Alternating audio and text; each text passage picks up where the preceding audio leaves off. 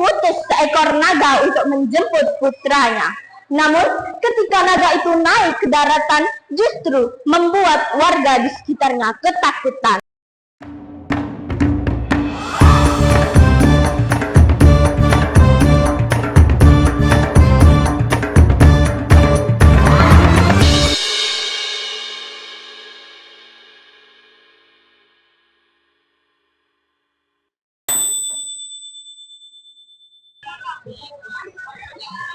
Hai teman-teman semua, berjumpa lagi dengan saya Aura Safa Kamila dari kelas 8D. Pada kesempatan kali ini, saya akan membawakan sebuah cerita rakyat Yogyakarta yang tak kalah menarik dari cerita rakyat lainnya, yaitu asal-usul Goa Nagabumi. Nah, ada yang ingin tahu tidak? Bagaimana sih kisahnya? Apa? Tidak. Jangan ya dek ya, jangan. Yuk, sama-sama kita simak. Kisah pada zaman dahulu berdirilah sebuah kerajaan yang besar, megah, dan kuat. Kerajaan tersebut bernama Kerajaan Mataram yang dipimpin oleh seorang pemimpin bernama Kanjeng Panembahan Senopati.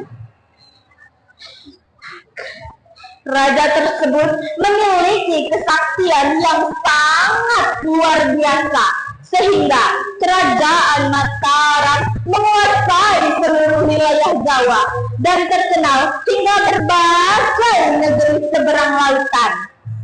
Konon, Kanjeng Panembahan Senopati sebelum diangkat menjadi raja hanyalah seorang prajurit biasa. Namun, karena ia memiliki sikap kepemimpinan yang tangguh, sehingga Kanjeng Panembahan Senopati diangkat menjadi pemimpin.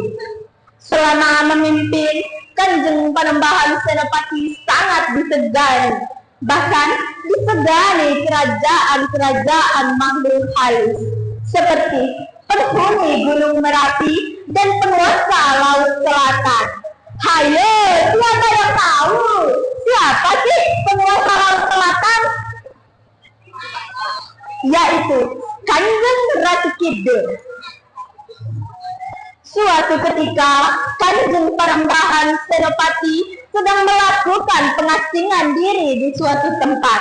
Lalu, ia bertemu dengan seorang wanita yang sangat cantik. Karena kecantikan wanita tersebut, ia pun terpikat dengannya.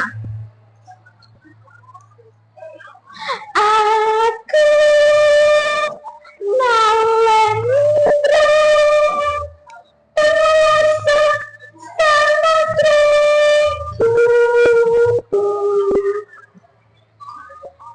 apa sebab sampeyan teko engkang? Maaf Nyai, hamba Kanjeng Panembahan Senopati menginginkan kerajaan Mataram menjadi kerajaan yang lebih luas lagi. Singkat cerita, Kanjeng Ratu Kidul diperistri menjadi permaisuri Kanjeng Panembahan Senopati. Dari perkawinan tersebut, lahirlah seorang anak laki-laki yang diberi nama Raden Ronggo.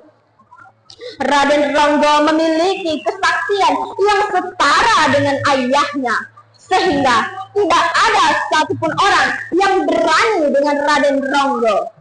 Namun, karena itu pula Raden Ronggo memiliki sikap yang sombong dan suka semena-mena. Ia bahkan tidak segan-segan menindas siapapun orang yang berani menentang perintahnya. Hal itu terdengar di telinga Kanjeng Panembahan Senopati. Lalu ia pun memanggil istrinya. Anakmu Raden Ronggo telah menurunkan derajat kewibawaanku. Apa setidaknya kau bawa saja ia pulang ke keratonmu di dasar Laut Kidul.